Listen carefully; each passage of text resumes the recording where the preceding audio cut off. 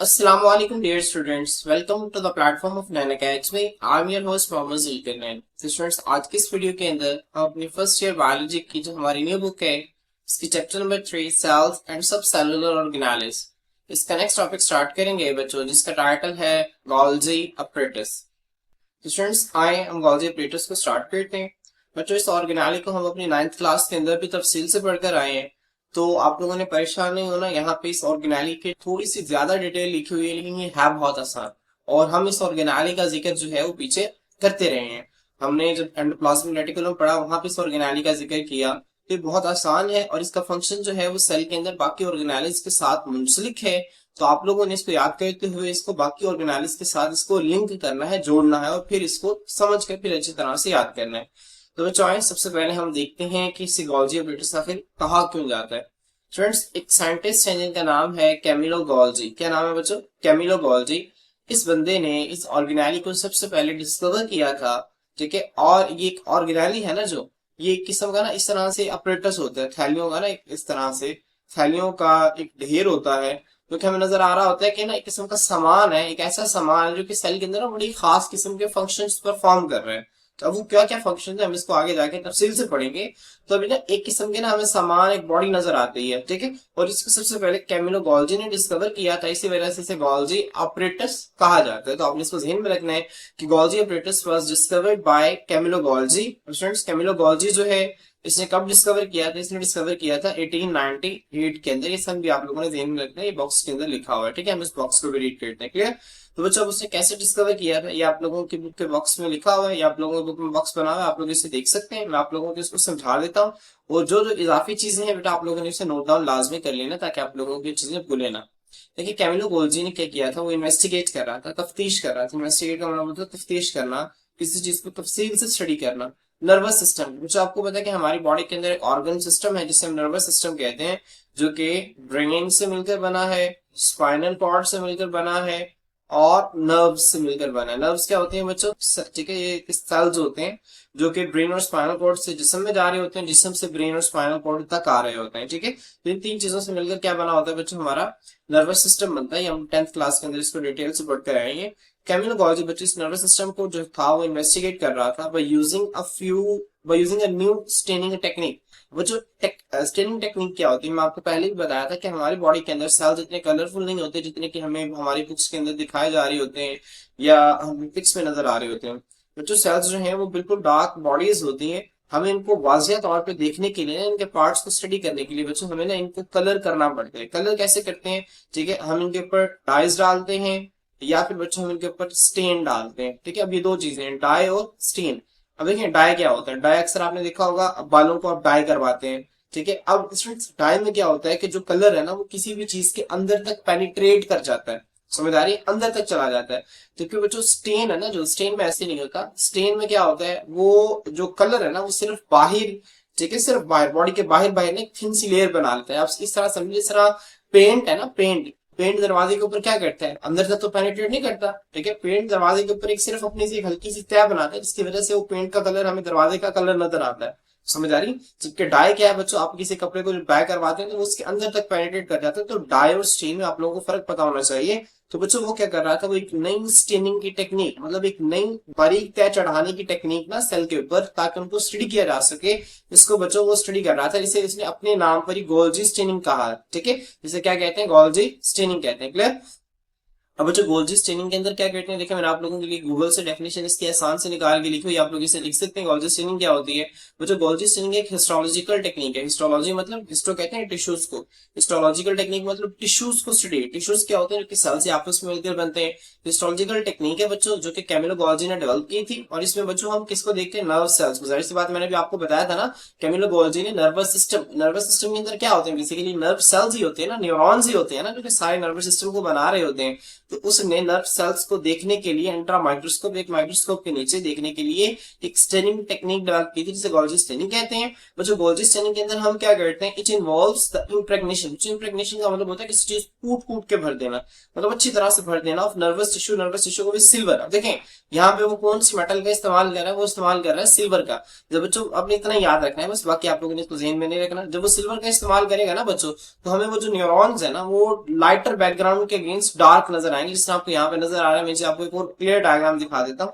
बच्चों देखिए आप लोगों को नजर आ रहा है ये किस तरह से इतने खूबसूरत डायग्राम है इसकी। ये देखिए, ये इसकी सेल बॉडी है, ये इसके डेंड्राइट्स नजर आ रहे हैं और ये इसका एक्सोन है। ठीक है, तो आपको किस तरह से यहाँ पे आपको न्यूरॉन्स नजर आ रहे हैं, तो बच्चे गोल्जी स्टेनिंग के जरिए हमें नजर आते हैं। पीछे लाइट बैकग्राउंड होता है, जब इसके ऊपर एक सिल्वर की कोटिंग हो जाती है, सिल्वर की स्टेनिंग हो जाती है यहाँ पे, तो किस तरह से देखिए न्यूरॉन्स आपको बड़े क्लियर नजर आते हैं। ठीक है, तो बच्चे जो तरीकेकार है इसको हम क्या कहते हैं, इसको गोल्जी स्टेनिंग कहते हैं। ठीक है, तो हम आगे पढ़ते हैं। वो कहते हैं ही ऑब्जर्व, अच्छा जब वो गोल्जी स्टेनिंग कर रहा था बच्चों, ठीक है, जब वो नर्वस सिस्टम को स्टडी कर रहा था, तो ही observe a structure inside cells. उसने देखा कि उन सेल्स के अंदर एक स्ट्रक्चर है, ठीक है, are named as reticular apparatus, और उस रेटिकुलर अपरेटस का नाम दिया। बच्चों रेटिकुलम क्या होता है, मैंने आपको पहले जब एंडोप्लाज्मिक रेटिकुलम भी बताया था, वहां पे भी मैंने आप लोगों को बताया था कि रेटिकुलम या रेटिकुलर, ठीक है, रेटिकुलर लफ्ज जो है ये रेटिकुलम से ही निकला है। इसका मतलब क्या होता था, इसका मतलब होता था नेटवर्क, जाल को कहते हैं। किसे कहते हैं बच्चों, जाल को कहते हैं। अब जब हम बच्चों इसको स्टडी कर रहे होते हैं ना, तो हमें ना थैलियों का एक जाल नजर आता है, जो कि एक दूसरे के ऊपर क्या लगा हुआ है, जिनका ढेर लगा हुआ है। क्लियर, तो बच्चे यहाँ पे देखें, उसने एक स्ट्रक्चर को देखा सेल्स के अंदर और उसे रेटिकुलर अपरेटस का नाम दिया। मतलब उसे लगा कि एक सामान है, एक बॉडी पड़ी हुई है, एक सामान पड़ा हुआ है जो कि एक नेटवर्क की तरह, एक जाल की तरह का है। इसी वजह से उसने उसे रेटिकुलर अपरेटस का नाम दिया। ही पब्लिकली अनाउंस्ड हिज डिस्कवरी इन 1898। उसने अपनी डिस्कवरी को पब्लिकली मतलब लोगों में, ठीक है, साइंटिस्ट के दरमियान उसे अनाउंस किया। कब, 1898 में। बच्चे आप लोगों से एमसीक्यू पूछा जा सकता है। And the structure was named after him as the Golgi apparatus. ठीक है, और फिर उसे रेटिकुलर अपरेटस नहीं बल्कि उसी साइंटिस्ट के नेम पे इसे गोल्जी अपरेटस का दोबारा से नाम दिया गया। तो बच्चा आप लोगों को इसकी हिस्ट्री पता होनी चाहिए। देखिए यहाँ से आप लोगों को एक और बड़ा इंपॉर्टेंट एमसीक्यू आ सकता है, वो आप लोगों से पूछ सकते हैं, बताएं गोल्जी अपरेटस कौन से सेल्स के अंदर डिस्कवर किया गया था। आपसे option A muscle cells, option C red blood cells, option C, ठीक है, आपसे दे देगा कि वो नर्व सेल्स, और option D none of this. तो आपका क्या आंसर होगा बच्चों, आपका आंसर होगा नर्व सेल्स या न्यूरॉन से डिस्कवर हुआ। तो आप लोगों ने इसको ध्यान में रखना है, बिल्कुल इसको चाहे लिख लें कि जो हमारे पास गोल्जी अपरेटस है सबसे पहले नर्व सेल से डिस्कवर हुआ था। इसके बाद देखें जब ये डिस्कवर हुआ था ना, तो मैंने साइंटिस्ट इज नॉट बिलीव, बहुत सारे साइंसदान ऐसे थे जिन्होंने यकीन नहीं किया कि what the Golgi observe was real organelle. ठीक है, बहुत सारे साइंटिस्ट ऐसे थे जो कि यकीन नहीं करते थे कि गोल्जी ने वाकई नहीं ऑर्गेनाली डिस्कवर कर ली है। और बच्चों क्यों यकीन नहीं करते थे, क्योंकि उनका ख्याल था कि जो गोल्जी ने नई स्टेनिंग टेक्निक यूज की है ना, हो सकता है कि जो इस जाल की तरह का एक स्ट्रक्चर नजर आ रहा है ये वही, ठीक है, ये जो है जाल की तरह का स्ट्रक्चर सिर्फ एक वियर्ड डिस्टॉर्शन हो। वियर्ड डिस्टॉर्शन का क्या मतलब, मतलब धुंधली सी कोई इमेज हो जो कि कहीं पर सिल्वर की ज्यादा जमा होने की वजह से, ठीक है, क्रिएट हुई है। तो आपने इस बात को ध्यान में रखना है। बहुत सारे साइंटिस्ट जो थे वो इस बिलीव नहीं करते थे कि गोल्जी ने वाकई रियल ऑर्गेनाइड जो है उसको डिस्कवर कर लिया है। इंस्टेंट इसकी बजाय आर्ग्यू, ठीक है, वो दावा करते थे दैट द अपीरेंट बॉडी, कि वो जो बॉडी नजर आती है ना, वाज वियर्ड डिस्टॉर्शन। डिस्टॉर्शन का मतलब है कि नजर का धोखा। ठीक है, बहुत सारे साइंटिस्ट जो थे वो ये आर्ग्यू करते थे कि जो बॉडी है ये सिर्फ एक नजर का धोखा है, जो कि किस वजह से हुई है, जो कि स्टेनिंग की वजह से हुई है, जो कि रंगने का जो अमल है ना गोल्जी स्टेनिंग, इस वजह से हुई है। और वो कहते थे the invention of the electron microscope. Friends, फिर जब इलेक्ट्रॉन माइक्रोस्कोप की जब इन्वेंशन हुई, इजाद हुआ 20वीं सेंचुरी में, तो जब उससे देखा गया तो फाइनली कंफर्म हो गया कि वाकई गोल्जी अपरेटस नाम की एक सेलुलर ऑर्गेनेली मौजूद है जो कि सेल के अंदर पाई जाती है। क्लियर, तो स्टूडेंट्स आप लोगों ने इन सारे बॉक्स को जो है वो अच्छी तरह से याद रखना इंपॉर्टेंट है। स्टूडेंट्स देखिए आप लोगों को यहाँ पे नजर आ रहा है ये गोल्जी अपरेटस है। ठीक है, ये जो कि यहाँ पे ये देखिए यहाँ पे आपको नजर आ रहा है पूरे का पूरा सेल है। अगर यहाँ पे आप देखें ना, तो बच्चों ये सेंटर में इसका क्या है, ये न्यूक्लियस है। ठीक है, और इसके बाद आपको ये नजर आ रहा है क्या बच्चों, ये है एंडोप्लाज्मिक रेटिकुलम। और बच्चों एंडोप्लाज्मिक रेटिकुलम के ही थोड़ा सा आगे यहाँ पे मौजूद होता है गोल्जी अपरेटस। अब बच्चों गोल्जी अपरेटस है ना, जो इसके आमतौर पर ना दो फेसेस होते हैं। एक इसका ऊपर वाला फेस होता है जो कि आप ये समझे कि एंडोप्लाज्मिक रेटिकुलम की तरफ होता है, और एक बच्चों इसका दूसरा फेस होता है जो कि प्लाज्मा मेम्ब्रेन, सेल मेम्ब्रेन की तरफ होता है। तो बच्चों वो फेस जो कि एंडोप्लाज्मिक रेटिकुलम की तरफ होता है बच्चों, इसे हम नाम देते हैं सिस फेस का। किसका नाम देते हैं, सिस फेस का। वो फेस जो कि प्लाज्मा मेम्ब्रेन की तरफ होता है बच्चों, इसे हम नाम देते हैं ट्रांसफेस। इसका नाम देते हैं ट्रांसफेस का नाम देते हैं। तो आप लोगों ने इसको ध्यान में रखना है। क्लियर, ये सिस फेज है बच्चों और ये इसका क्या है, ट्रांस फेज है। इसके बाद बच्चों यहाँ पे आपको नजर आ रहा है, आपने ध्यान रखना है, जब आप लोग इसको साइड से नीचे की तरफ से देखते हैं हम इसे, ठीक है, तो बच्चों यहाँ से देखते हैं ना, तो यहाँ से ना इसकी जो ऊपर वाली तय है, जो सिस फेज की जो पहली थैली है ना, जब हम इसको इस साइड से नीचे वाली से, जहाँ आपने ध्यान रखना है इसको साइड से देखना है, तो बच्चों इस तरह से ना बाहर की तरफ निकली होती है, तो जो बाहर की तरफ उभरी हुई पेरेंट्स होती है ना, इसे हम बच्चों किसका नाम देते हैं, इसे हम नाम देते हैं कन्वेक्स का, ठीक है। तो जो सिस फेज होती है ना बच्चों, ये कन्वेक्स इन शेप होती है, जबकि आप नीचे वाली देखिए जो ट्रांस फेज है, जब हम इसे नीचे से ऑब्जर्व करते हैं ना बच्चों, तो ये इस तरह से होती है, आपने इसको ध्यान रखना है, ठीक है। अब बच्चों ये अंदर अंदर की तरफ है स्पेस, ठीक है, अंदर की तरफ है, तो ये जो सरफेस है ना बच्चों, ये कहलाएगी कनकेव सरफेस, क्या कहलाएगी, कनकेव सरफेस। बच्चों आप लोग अपने 10th क्लास की फिजिक्स के अंदर पढ़ के आए कन्वेक्स और कनकेव में क्या फर्क होता है। मिसाल के तौर पर आपके पास एक स्पून है, अगर चम्मच है, तो बच्चों चम्मच के जिस हिस्से में आप खाना चावल रख के खाते हैं, ठीक है, फर्ज करें तो ये चावल रख के खा रहे हैं आप, तो ये जो हिस्सा है ना, ये क्या कहलाएगा, ये कनकेव कहलाएगा।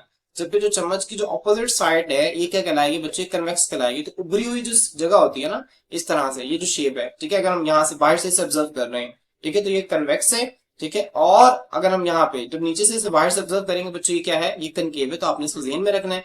तो बच्चे जो पूरी थैली आपको नजर आ रही है ना, कप शेप स्ट्रक्चर है, क्या है, कप शेप स्ट्रक्चर है बच्चों। इसके जो एक थैली है ना, इसको हम सिस्टर्नी का नाम देते हैं, किसका नाम देते हैं, सिस्टर्नी का नाम देते हैं। आप ध्यान रखना है, इसे सिस्टर्नी भी कहते हैं और इसे गोल्जी स्टैक भी कहते हैं, मतलब गोल्जी ऑपरेटर्स का ढेर ही है ना एक किस्म का, ठीक है, सिस्टर्नी भी कहते हैं और इसे गोल्जी स्टैक भी कहते हैं, मतलब गोल्जी ऑपरेटर्स का ढेर है ना, जो स्टैक कहते हैं ढेर को, गोल्जी का जो ढेर है, ठीक है।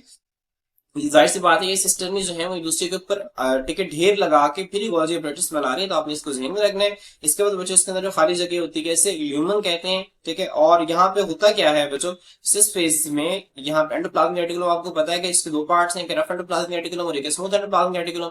अब रफ एंडोप्लाज्मिक रेटिकुलम बच्चों प्रोटीन्स बनाता है और एक थाली के अंदर बंद करके आगे वो गॉल्जी ऑपरेटर्स को भेज देते हैं। इसी तरह बच्चों स्मूथ एंडोप्लाज्मिक रेटिकुलम भी क्या बनाता है, ठीक है, वो लिपिड्स बनाता है, क्या बनाता है, लिपिड्स बनाता है बच्चों। वो लिपिड्स बना के एक थैली के जरिए यहाँ पे भेज देते हैं। बच्चों वो थैलियां यहाँ पे आती हैं और इसके सिस फेस के साथ मिलती हैं, और अब फर्ज करें उसके अंदर प्रोटीन थी, लिपिड थी, जो भी था उसके अंदर खाली कर देती हैं। बच्चों फिर इसके अंदर क्या होते हैं, इसके अंदर चेंजेस की जाती हैं, उन प्रोटीन के अंदर चेंजेस की जाती हैं, उन लिपिड्स के अंदर चेंजेस की जाती हैं, फिर जो फाइनल प्रोडक्ट है ना, उसको यहाँ से इस तरह से थैली बनाकर बाहर निकाल दिया जाता है। क्लियर। तो बच्चे सारी चीजें आप लोगों ने ध्यान में रखनी है, और आपको पता है कि वो थैली जो यहाँ से बाहर निकलती है इसे हम गोल्जी वेसिकल कहते हैं, मतलब ये गोल्जी ऑपरेटर्स की थैली है, इसी वजह से इसे हम क्या नाम देते हैं, गोल्जी वेसिकल का नाम देते हैं। तो बच्चों आए हम इसको थोड़ा सा डिटेल से स्टडी करते हैं। यहाँ पे देखें बच्चों, आप लोगों ने पॉइंट्स इस तरह से बनाने जैसा मैंने आप लोगों के लिए बनाए हुए हैं। आप लोगों ने सिंपल इसी तरह से पॉइंट्स बनाते और इसको इसी तरह से याद रखना है, बहुत आसान और बहुत ही इंटरेस्टिंग है। लोकेशन देखें बच्चों, this complex is usually located close to the nucleus. अभी जो गोल्जी ऑपरेटर्स है बच्चों, ये न्यूक्लियस के करीब पड़ा होता है, आपने इसको ध्यान में रखना है। प्रेजेंस क्या है बच्चों, प्रेजेंस का मतलब है इसकी मौजूदगी, ये कहाँ कहाँ पे पाया जाता है बच्चों। आपको पता है कि गोल्जी ऑपरेटर्स के गिर्द जो है सिस्टर्नी, और सिस्टर्नी आपको पता है कि मेम्ब्रेन बाउंडेड ऑर्गेनेली है, एक मेम्ब्रेन बाउंडेड हिस्सा है सिस्टर्नी। तो बच्चों ये चूंकि इस मेम्ब्रेन बाउंडेड है, इसी वजह से प्रोकैरियोट्स के अंदर मौजूद नहीं होगा, ये सिर्फ और सिर्फ किसके अंदर मौजूद होगा, यूकैरियोट्स के अंदर मौजूद होगा। तो it is found in the cells of plant, animal and unicellular eukaryotes. ये प्लांट्स के अंदर, एनिमल्स के अंदर और यूनिसेलुलर यूकैरियोट्स के अंदर पाए जाते हैं। अब बच्चों यूनिसेलुलर यूकैरियोट्स कौन कौन से होते हैं, ये आमतौर पर जो है वो किंगडम प्रोटिस्टा के अंदर आते हैं। किसके अंदर आते हैं बच्चों, किंगडम प्रोटिस्टा के अंदर आते हैं। क्लियर। किंगडम प्रोटिस्टा के अंदर कौन से, जिस तरह आपने पढ़ा होगा यूग्लिना, अमीबा हो गया, यूग्लिना हो गया, ठीक है। ये जो जानदार है ये क्या है, यूनिसेलुलर यूकैरियोट्स हैं। तो जिसके बाद हम इसका स्ट्रक्चर देखते हैं, इसका स्ट्रक्चर क्या है। तो गोल्जी ऑपरेटर्स कंसिस्ट ऑफ, मुश्तमिल होता है 5 to 8, कुछ इंपॉर्टेंट एमसीक्यू है आमतौर पर, ठीक है, वो इतना बता रहा है, 5 to 8 cup shaped membrane covered sacs called cisternae that are stacked over each other. अब मैं डायग्राम से आपको दोबारा दिखाता हूँ, यहाँ पे देखें, यहाँ पे आपको नजर आ रहा है कि ये देखिए कप शेप स्ट्रक्चर है, जो कि आपको ऊपर से देखें ना, यहाँ से देखिए आपको कप शेप स्ट्रक्चर नजर आ रहा है, ये उसके बाद नीचे और इसके बाद ये नीचे, ठीक है। अब यहाँ पे गिनते हैं 1 2 3 4 5 और 6, ठीक है। कहां तक रेंज हो सकती है, 5 से लेकर 8 तक, ठीक है। 5 to 8 कप शेप्ड स्ट्रक्चर्स हैं। अब बच्चों देखिए अंदर से खाली जगह है, इस खाली जगह को किसने कवर किया हुआ है, मेम्ब्रेन ने कवर किया हुआ है, और फिर इस तरह से कई सारी खाली जगह मेम्ब्रेन ने कवर की हुई है और उन्होंने एक दूसरे के ऊपर ढेर लगाया हुआ है, स्टैक बनाया हुआ है, ठीक है। तो बच्चों आपने इसको ध्यान में रखना है। अब इसमें से एक जो थैली है ना, इसको हम सिस्टर्नी का नाम देते हैं। देखिए यहाँ पे Golgi apparatus consists of 5 to 8 cup shaped membrane covered sacs। जो Golgi apparatus है 5 से 8 कप की शेप की मेम्ब्रेन से लिपटी हुई थैलियों पर मुश्तमिल होती है, जिसे हम सिस्टर्नी कहते हैं, that are stacked over each other, जिन्होंने एक दूसरे के ऊपर ढेर लगाया होता है। बच्चों यहाँ पे मोस्ट इंपॉर्टेंट आपसे शॉर्ट क्वेश्चन पूछा जाता है ना, वो है सिस्टर्नी और क्रिस्टी में फर्क करें। क्या, सिस्टर्नी और क्रिस्टी में फर्क करें। तो बच्चों आप लोगों ने ना मुझे कमेंट सेक्शन के अंदर ये फर्क बताना है कि सिस्टर्नी क्या होता है, क्रिस्टी क्या होता है। क्रिस्टी कहाँ पे हमने पढ़ा था, माइटोकॉन्ड्रिया के अंदर पढ़ा था। ठीक है, तो आप लोगों ने इसका फर्क जो है वो बताना है मुझे कमेंट सेक्शन के अंदर कि सिस्टर्नी और क्रिस्टी अगर आपको पेपर में आ जाए तो आप कौन कौन से 2-3 फर्क इसके अंदर लिखेंगे। क्लियर। अब बच्चों नेक्स्ट देखें, आप अगली हेडिंग देंगे यूनिसेलुलर फ्लैजिलेट्स। देखिए यूनिसेलुलर मतलब एक सेल वाले, फ्लैजिलेट्स बच्चों जो लफ्ज है ना निकला है फ्लैजेला से। ठीक है, अब ऐसे जानदार जिनमें फ्लैजेला होता है उन्हें हम फ्लैजिलेट्स कहते हैं। अब बच्चों यूनिसेलुलर फ्लैजिलेट से क्या मुराद है, ऐसे जानदार जो कि एक सेल पर मुश्तमिल है और उनके पास फ्लैजेला भी मौजूद है। बच्चों मैं इसके आपको एग्जांपल देता हूँ। जिस तरह आपने एक एग्जांपल पढ़ी होगी यूग्लिना। क्या है बच्चों, यूग्लिना। यूग्लिना ना इस तरह का एक जानदार होता है, यूनिसेलुलर है और इसके पास फ्लैजेला भी मौजूद होता है। तो बच्चों जो जितने भी यूनिसेलुलर ठीक है फ्लैजिलेट्स है ना, इनमें से कुछ में, ठीक है, इन सब के अंदर नहीं, कुछ यूनिसेलुलर फ्लैजिलेट्स के अंदर बच्चों जो गोल्जी अपरेटस है ना, में कंसिस्ट ऑफ 60 सिस्टर्नी। मतलब जो गोल्जी अपरेटस है ना उसके ऊपर जो सिस्टर्नी का जो ढेर है वो 60 तक हो सकता है। नॉर्मल कितनी थी, 5 to 8 होती है। लेकिन कुछ यूनिसेलुलर फ्लैजिलेट्स के अंदर ये जो गोल्जी अपरेटस की जो सिस्टर्नी है इसकी तादाद 60 हो सकती है। आप लोगों का इंपॉर्टेंट एमसीक्यू आप लोगों ने इसे भी ध्यान में रखना है। ठीक है, बच्चों इसके बाद आपने नंबर ऑफ गोल्जी अपरेटस की हेडिंग बनानी है। फिर आप क्या लिखेंगे, फिर आप लिखेंगे सिमिलरली इसी तरह से the number of Golgi apparatuses in a cell varies according to its function. जो सेल के अंदर जो गोल्जी अपरेटिस की बच्चों तादाद है ना इस सेल के अंदर वो वेरी वो मुख्तलिफ करती है। ठीक है, मुख्तलिफ होती है अकॉर्डिंग टू इट्स फंक्शन, उसके काम के लिहाज से। इसी तरह जो सेल की गोल्जी अपरेटिस की जो तादाद है वो उसके काम के लिहाज से मुख्तलिफ होती है। जाहिर सी बात है जिस सेल में ज्यादा प्रोटीन्स बन रही हैं, ज्यादा मॉडिफिकेशन चाहिए प्रोटीन्स की, क्योंकि जब हम गोल्जी अपरेटिस का फंक्शन पढ़ेंगे ना तो गोल्जी अपरेटिस प्रोटीन्स और लिपिड्स को ना मॉडिफाई करते हैं। मॉडिफाई कैसे करते हैं, उनके अंदर नई नई चीजें ऐड करते हैं और नई नई चीजें बनाते हैं। तो जिस सेल के अंदर वो चीजें ज्यादा चाहिए, ठीक है, उसका फंक्शन ज्यादा जरूरत है, वहां पे गोल्जी ऑपरेटर्स ज्यादा होंगे, आसान सी बात है। ठीक है, तो नंबर ऑफ गोल्जी ऑपरेटर्स एक सेल जो है वो वेरी करते हैं अकॉर्डिंग टू इट्स फंक्शन, उसके फंक्शन के लिहाज से। एनिमल सेल्स, बच्चों animal cells generally contain between 10 and 20 Golgi stacks in their Golgi operators. अब बच्चों यहाँ पे देखें गोल्जी स्टैक्स का असल में मतलब सिस्टर्नी ही है, आपने इसको ज़हन में रखना है। ठीक है, एनिमल सेल्स के अंदर बच्चों क्या होता है, 10 से 20 गोल्जी स्टैक्स होते हैं, गोल्जी के ढेर होते हैं इन देयर गोल्जी ऑपरेटर्स, उसके गोल्जी ऑपरेटर्स में। मतलब बच्चों यहाँ पे गोल्जी स्टैक का क्या मतलब है, गोल्जी स्टैक का मतलब वही मेम्ब्रेन से लिपटी हुई थैली है जिसका नाम सिस्टर्नी है। तो आपने बच्चों ध्यान रखना है कि एनिमल सेल्स के अंदर आपसे जो पूछा जाएगा तो आपने क्या बताना है, 10 to 20 गोल्जी स्टैक्स होते हैं आप लोगों का एमसीक्यू। देखिए नॉर्मल तादाद कितनी थी, 5 to 8। ठीक है, एवरेज ऑन एवरेज 5 to 8 होते हैं। कुछ यूनिसेलुलर फ्लैजिलेट्स में जो है वो 60 तक सिस्टर नहीं हो सकती हैं। जबकि हम एनिमल सेल्स में बात करें तो 10 to 20 गोल्जी स्टैक्स या 10 to 20 जो है वो सिस्टर नहीं मौजूद होती है उनके गोल्जी ऑपरेटर्स के अंदर। तो 3 अलग अलग फिगर्स हैं, अलग अलग डाटा आप लोगों ने इसको इसी तरह से याद रखना है। अब बच्चे फेसेस ऑफ गोल्जी ऑपरेटर्स है, इसकी आप हेडिंग बनाएंगे फेसेस ऑफ गोल्जी ऑपरेटर्स। अब गोल्जी जो स्टैक है ना has 2 distinct faces. Her Golgi जो स्टैक है उसके 2 वाज़ेह फेसेस होते हैं। ठीक है, 2 वाज़ेह उसकी जो है वो साइड्स होती हैं। बच्चों एक को हम कहते हैं सिस फेस और एक को हम कहते हैं ट्रांस फेस। क्या कहते हैं, सिस फेस और ट्रांस फेस। बच्चों आप लोगों ने एक और चीज ध्यान रखनी है, जो सिस फेस है ना इसे हम जो है वो एक और नाम देते हैं, सब नाम देते हैं फॉर्मिंग फेस का। किसका नाम देते हैं, सिस फेस को एक और नाम देते हैं फॉर्मिंग फेज। ये आप बुक पे लिख सकते हैं, cis face is also called forming face. जो बच्चों ट्रांस फेज है ना मैं इसको यहाँ पे लिख रहा हूँ, ट्रांस फेज को हम एक और नाम देते हैं, इसे हम नाम देते हैं मैच्योरिंग फेज। किसका नाम देते हैं, मैच्योरिंग फेज। क्लियर। अब बच्चों सिस फेज में क्या होता है, the cis face is found near the endoplasmic reticulum. अभी जो सिस फेज है ना गोल्जी ऑपरेटर्स का, ये एंडोप्लाज्मिक रेटिकुलम के करीब होता है, मैंने आप लोगों को डायग्राम में दिखाया भी था। और जो ट्रांस फेज है बच्चों ये क्या होता है, ये प्लाज्मा मेम्ब्रेन की तरफ होता है। मैं आप लोगों को दोबारा दिखा देता हूँ।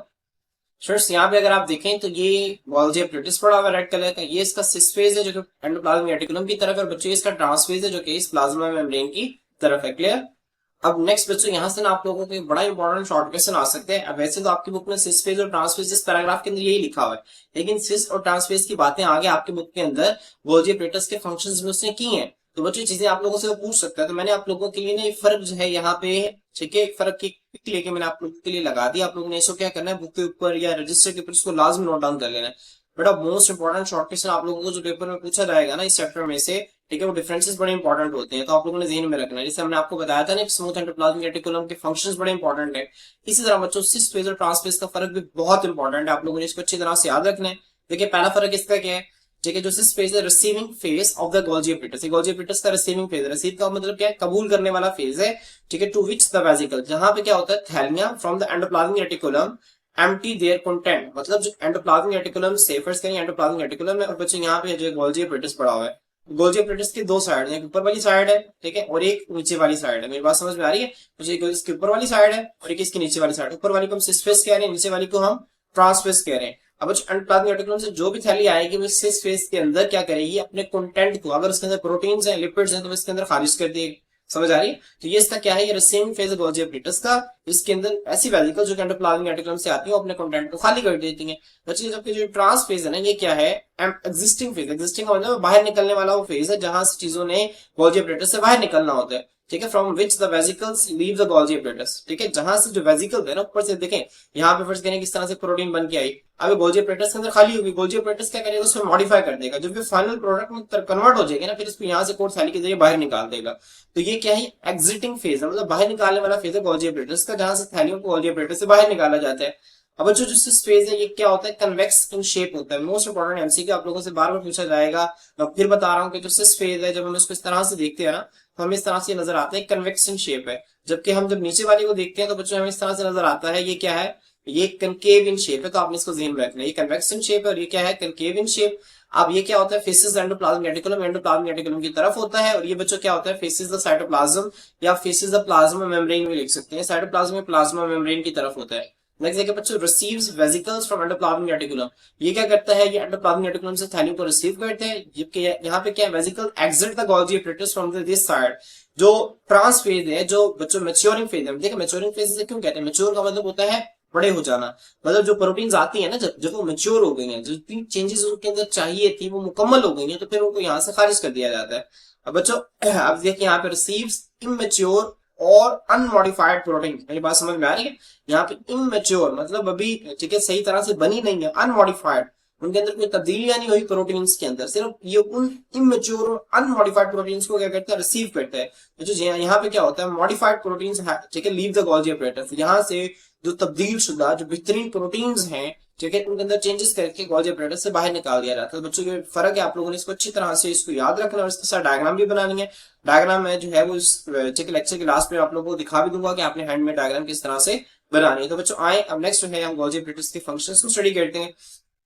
तो जो आप मेन हेडिंग देंगे फंक्शनल गोल्जी एपरेटस, इसके बाद आपने इस तरह से ना पॉइंट्स बनाने हैं, ठीक है, हर लाइन का अलग से पॉइंट बनेगा। तो बच्चे इसका फंक्शन है, सबसे पहला फंक्शन है डिस्ट्रीब्यूशन एंड शिपिंग डिपार्टमेंट।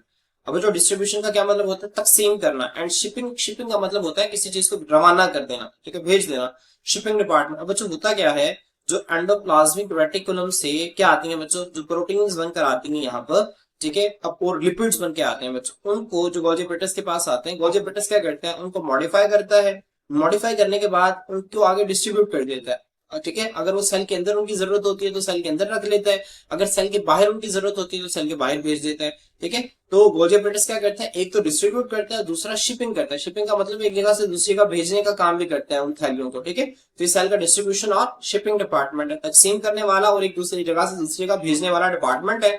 तो गोल्जी एपरेटस क्या है बच्चों, is the distribution and shipping department for the cell's chemical products, ठीक है, जो सेल के केमिकल प्रोडक्ट्स है ना उसको तकसीम करना और उसको भेजने का जो डिपार्टमेंट है वो गोल्जी एपरेटस है। बच्चों इस तरह से कि एक फैक्ट्री के अंदर फर्ज करें कि बाइक्स तैयार हो रही हैं, अब बाइक्स तैयार होकर, ठीक है, फर्ज करें कि एक जगह पे आ गई, मेरे पास आ गई।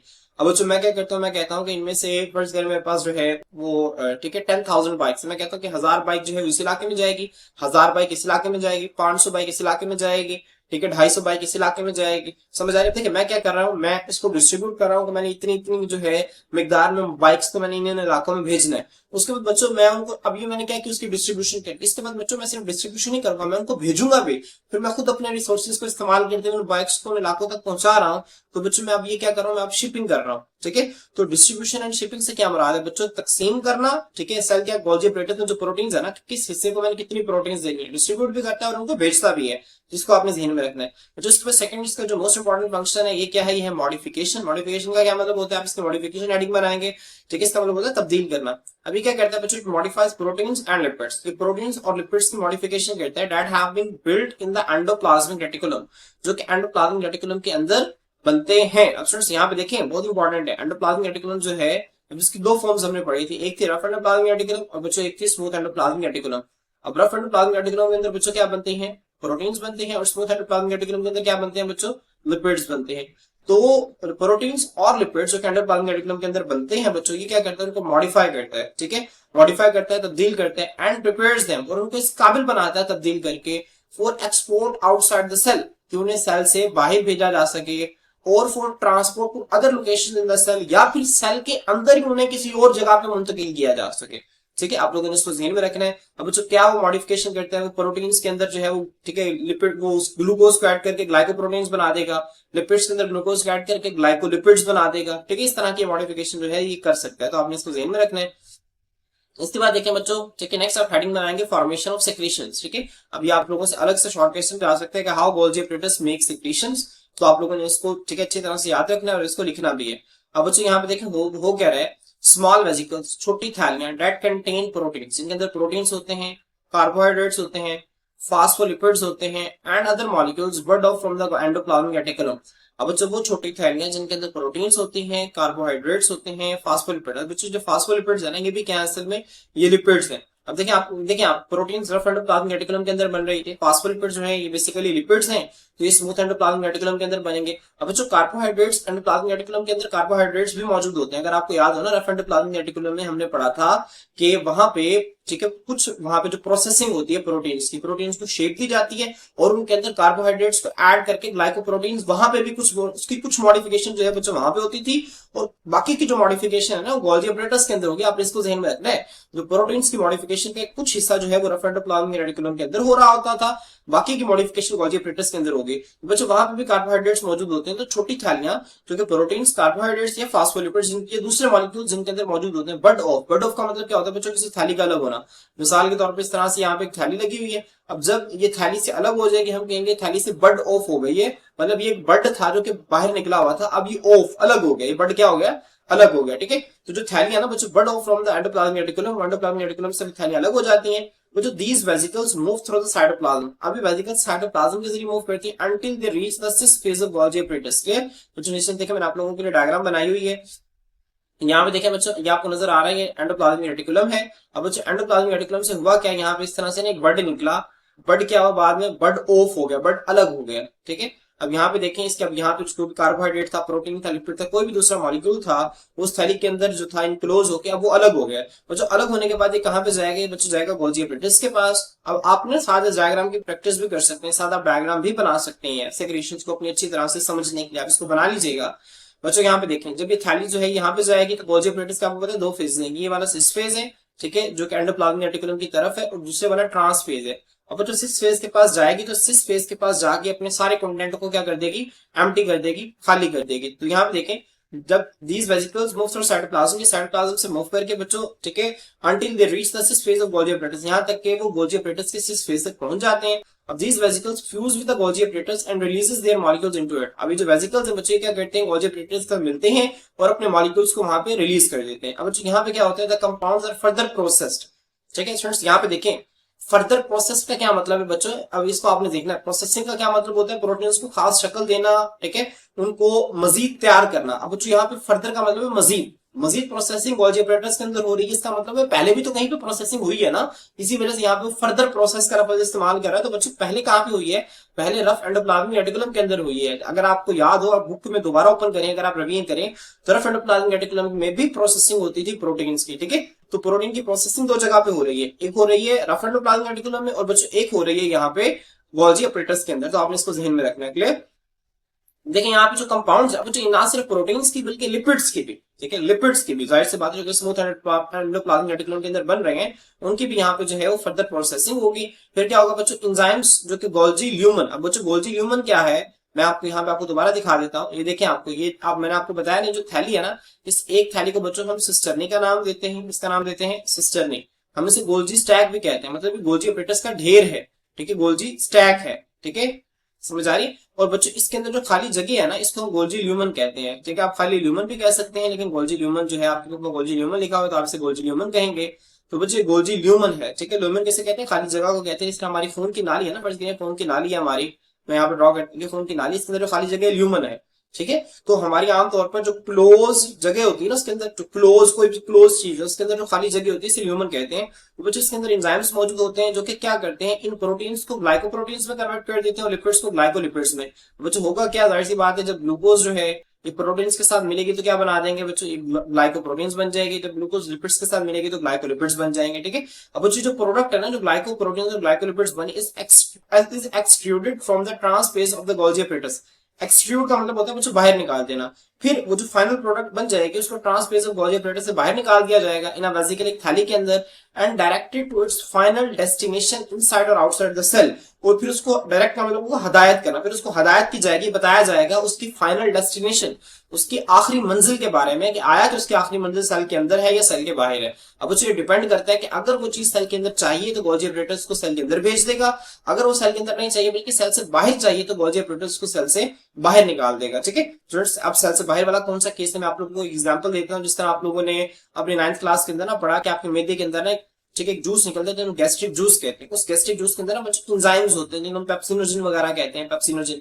तो बच्चों जो एंजाइम्स है ना असल में गोल्जी एपरेटस ही की सेक्रेशंस होती हैं, ठीक है, जिनको सेल से बाहर निकाला जाता है। तो आपने इसको ध्यान में रखना है। अब बच्चों जो एक्सपोर्टेड प्रोडक्ट है ना, एक्सपोर्ट का मतलब है जो बाहर भेजे हुए जो प्रोडक्ट्स हैं बच्चों, जो कि गोल्जी एपरेटस से निकाले हुए प्रोडक्ट्स हैं, इनको हम सेक्रेशंस कहते हैं। तो ये बहुत इंपॉर्टेंट शॉर्ट क्वेश्चन आपसे पूछा जा सकता है कि गोल्जी एपरेटस के अंदर जो है वो सेक्रेशंस किस तरह से बनती हैं। तो आप लोगों ने इसको अच्छी तरह से क्या करना है, याद रखना है। तो बच्चे यहाँ पे आप लोगों की डायग्राम भी नजर आ रही है, देखिए यहाँ पे किस तरह से सेल से बाहर निकाल दिया है। तो आप लोगों ने इसको भी जहन में रखना है, इसके एक मिनट पर प्रैक्टिस कर लेनी है डायग्राम की, ताकि आप लोगों को जो है वो चीजें बहुत अच्छी तरह से याद रहें। बच्चों इसके बाद लास्ट में कुछ फंक्शन है, देखिए यहाँ पे नजर आ रहा है आपको फॉर्मेशन ऑफ लाइसोसोम। अब जो लाइसोसोम आपको पता है कि एक सिंगल मेम्ब्रेन बाउंडेड ऑर्गेनेली होती है, जिसके अंदर जो है वो कई सारी यहाँ पे इस तरह से ना एंजाइम्स अंदर मौजूद होते हैं। हम इसको इंशाल्लाह आगे एक लेक्चर के अंदर तफसील से पढ़ेंगे। लाइसोसोम्स क्या करते हैं बच्चों, हमारे सेल के अंदर जो वेस्ट मटेरियल्स है ना उनको तोड़ने का काम करते हैं, इनके ब्रेक डाउन का काम करते हैं। ठीक है। तो बच्चों देखिए other products are return to endoplasmic reticulum और में undergo maturation to become lysosome. अब बच्चों यहाँ पे देखें बहुत इंपॉर्टेंट है। अब यहाँ को कह रहा है अदर प्रोडक्ट्स में रिटर्न टू एंडोप्लाज्मिक रेटिकुलम। अब इस पॉइंट को आपने समझा, मेरी जो बात है ना कि उन प्रोडक्ट्स दूसरी जो प्रोडक्ट्स होती है एंडोप्लाज्मिक रेटिकुलम को वापस कर दिया जाता है।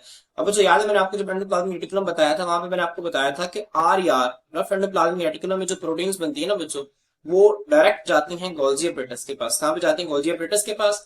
अब बच्चों रफ एंडोप्लाज्मिक रेटिकुलम में प्रोटीन्स बनी, उसकी कुछ प्रोसेसिंग हुई, फिर वो गोल्जी एपरेटस के पास चली गई, यहाँ पे उसकी मजीद प्रोसेसिंग हुई, फाइनल प्रोडक्ट में उसको चेंज कर दिया गया, फिर उसको थैली के अंदर बंद कर दिया गया बच्चों। फिर वो जो थैली है ना उसको वापस कर दिया जाता है स्मूथ एंडोप्लाज्मिक रेटिकुलम को। समझ आ रही, वो जो स्मूथ एंडोप्लाज्मिक रेटिकुलम के पास हमने पढ़ा था, इसके पास खास किस्म के एंजाइम्स होते हैं जो कि कार्बोहाइड्रेट मेटाबॉलिज्म में हेल्प करते हैं। इसमें बच्चों कार्बोहाइड्रेट मेटाबॉलिज्म में हेल्प करते हैं। तो आप लोगों ने इसको ध्यान में रखना है। अब देखिए यहाँ पे हुआ क्या है, अब गोल्जी एपरेटस का एक प्रोडक्ट बना, इसको वापस एंडोप्लाज्मिक रेटिकुलम की तरफ भेज दिया गया। ठीक है।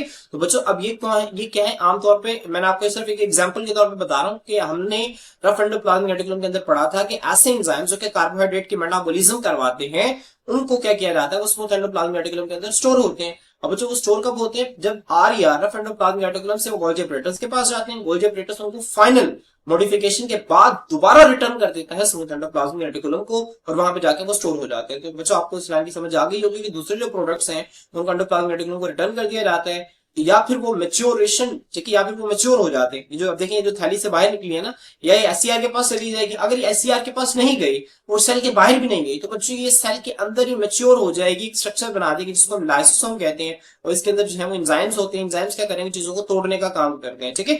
तो स्टूडेंट्स फुली आपको इस फंक्शन की समझ आ गई होगी। लास्ट पे जो इसका फंक्शन है फॉर्मेशन ऑफ पेक्टिन। अब जो पेक्टिन है ना, आप नाम से जाहिर है पेक्टिन आपने सेल वॉल के अंदर पढ़ा था कि प्लांट जो सेल वॉल में इसके अंदर जो है वो पेक्टिन मौजूद होता है। अब जो आपने ठीक है, जो आपने पढ़ा हुआ है कि जाहिर सी बात है जब एक सेल जो है प्लांट सेल इस तरह से होता है, प्लांट सेल जब तकसीम हो रहा होता है ना, फर्स्ट करें इसका ये न्यूक्लियस तकसीम हो गया है, तो बच्चों होता क्या है, यहाँ पे सेल के अंदर से एक ऑर्गेनेल, इसका नाम है गोल्जी एपरेटस, जिसको हम स्टडी कर रहे हैं। बच्चों यहाँ से थैलियां निकलती है, गोल्जी वेसिकल्स कहते हैं। ये गोल्जी वेसिकल इस तरह से ना सेल के दरमियान में आके अरेंज होना शुरू हो जाती है और बच्चे एक स्ट्रक्चर बनाते हैं जिसे हम फ्रेगमोप्लास्ट कहते हैं। क्या कहते हैं इसे, सेल प्लेट भी कहते हैं, या फिर इसे बच्चों फ्रेगमोप्लास्ट भी कहते हैं। क्या कहते हैं, फ्रेगमोप्लास्ट। अब बच्चों इन थैलियों के अंदर ना असल में पेक्टिन होता है, ठीक है, जो कि सेल वॉल बनाने का काम करता है। प्लांट की सेल वॉल भी होता क्या है, यहाँ पे प्लांट की एक सेल वॉल बन जाएगी, ये सेल अलग हो जाएगा और ये सेल अलग हो जाएगा। यहाँ पे देखिए in addition the Golgi apparatus in plant cell produces pectin, ये पेक्टिन बनाता है। एंड अदर पॉलीसेकेराइड जो दूसरे पॉलीसेकेराइड बनाता है। अब इसमें बच्चों क्या आ सकता है, इसमें सेलुलोज आ सकता है। आपको पता है सेलुलोज एक पॉलीसेकेराइड है, ठीक है, वो काफी सारे ग्लूकोज के मॉलिक्यूल्स के मिलने से बनता है। सेलुलोज एक पॉलीसेकेराइड और ये भी जो है वो प्लांट की सेल वॉल बनाता है। स्पेसिफिकली खास तौर पर वो न्यूट्रिएंट की जरूरत होती है फॉर प्लांट स्ट्रक्चर, प्लांट के स्ट्रक्चर को बनाने के लिए एंड मेटाबॉलिज्म और प्लांट के अंदर केमिकल रिएक्शंस को परफॉर्म करवाने के लिए। यहाँ पे देखिए अब सेल वॉल बन रही है तो प्लांट का स्ट्रक्चर बन रहा है, ठीक है बच्चों। इसके अलावा इसके अंदर कुछ चीजें ऐसी होती है जो कि प्लांट के अंदर केमिकल रिएक्शंस के अंदर भी इन्वॉल्व होती है। तो आप लोगों ने इसके 5 फंक्शंस हैं, बहुत आसान से फंक्शंस है, आप लोगों ने इसको इसी तरह से क्या रखना है, जेन रखना है। देखिए हमने सबसे पहले फंक्शन इसका पढ़ा डिस्ट्रीब्यूशन एंड शिपिंग डिपार्टमेंट, और जो फिर हमने देखा मॉडिफिकेशन, इसके बाद हमने फॉर्मेशन ऑफ सेक्रेशंस देखा, फिर हमने लाइसोसोम्स बनना देखा, फिर हमने देखा फॉर्मेशन ऑफ पेक्टिन। तो बच्चों लास्ट पे ये डायग्राम है, आप लोगों ने इसको जो है वो ड्रॉ करना है। ये हैंडमेड डायग्राम है, चाहे यहाँ पे इतनी नीट एंड क्लीन नहीं बनी हुई, लेकिन आप लोगों ने इसको कोशिश करना है कि आप नीट एंड क्लीन डायग्राम इसको बनाए और साथ इसको इसी तरह से लेबल भी करें। क्लियर बच्चों, आज के लिए इतना ही। इंशाल्लाह नेक्स्ट वीडियो के अंदर हम नेक्स्ट टॉपिक के साथ आपकी खिदमत में हाजिर होते हैं। अल्लाह हाफिज।